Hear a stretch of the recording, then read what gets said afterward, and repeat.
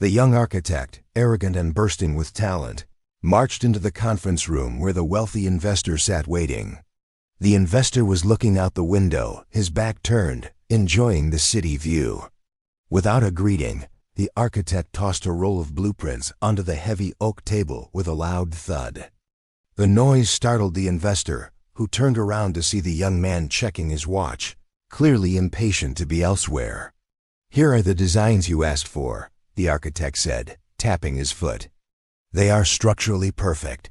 The investor looked at the blueprints, then at the young man. He didn't even unroll the paper. He simply pushed the roll back across the table. "Submit them again," the investor said calmly. The architect was baffled. He grabbed the blueprints, stormed out, and spent an hour double-checking every measurement.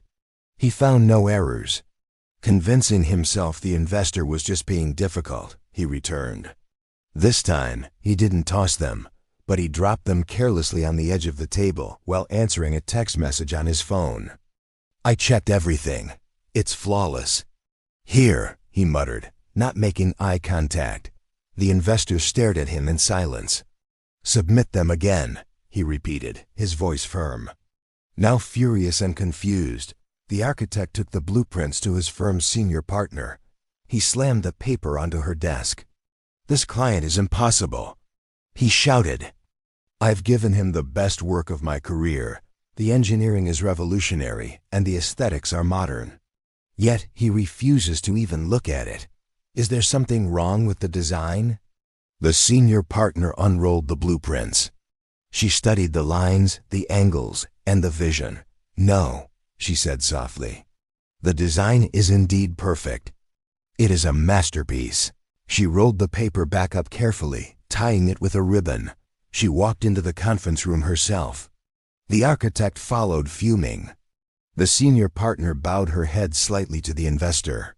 She walked around the table, held the blueprints with both hands as if they were fragile glass, and placed them gently in front of the man.